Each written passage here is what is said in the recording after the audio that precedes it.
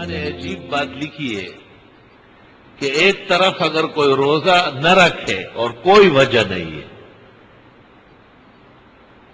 تو حدیث شریف ترمذی میں ہے کہ بعد میں اگر زندگی بھر بھی رکھے اللہ اس سے راضی نہیں ہوگا. اتنی بڑی قانون شکنی اور توہین اس نے شریعت کی ہے. مسلمان ہو کر عاقل بالغ ہو کر فرض روزہ کیوں نہیں رکھا؟ اور دوسری طرف اگر وہ رکھے اور پھر توڑے 2 مہینے پے در پہ اس کو کفارہ ہے. کہتے ہیں 59 دن رکھے اور 60واں دن نہ رکھ سکا تو 59 کے 59 ڈسمس ہو گئے، نئے طرح سے 60 پورا کر.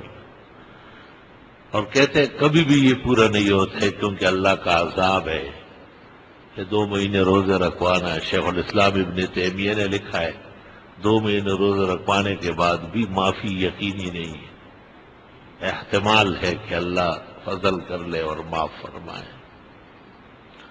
جو کفارات اور حدود کا مسئلہ ہے، ایک طرف تو روزے کی حالت اتنی سنگین ہے اور اس پر امت مجتمع ہے کہ روزے کا حکم نماز سے کم ہے.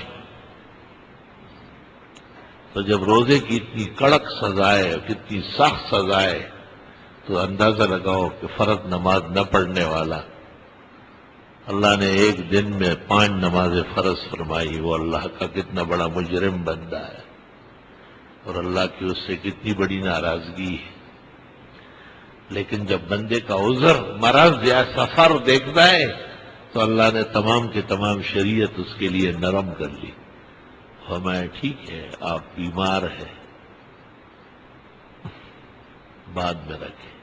بیماری اس کو نہیں کہتے کہ سر میں درد ہو رہا ہے، تھکاوٹ ہے، سیری نہیں کر سکا، آنکھ نہیں کھلی، یہ سب بہانے ہیں اور شرارت ہے.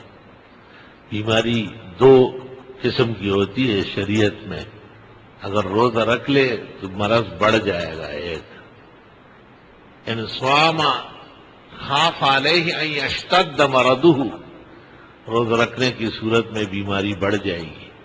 او یخشى علیہ الموت، یا یہ بھی اندیشہ ہے کہ بس جان ہی دے دے ختم ہو جائے.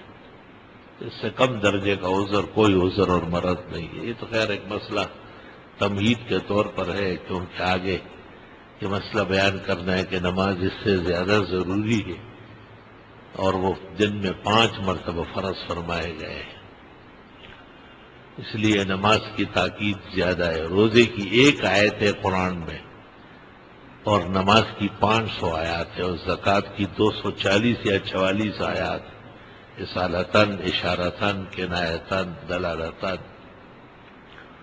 لا الہ الا اللہ.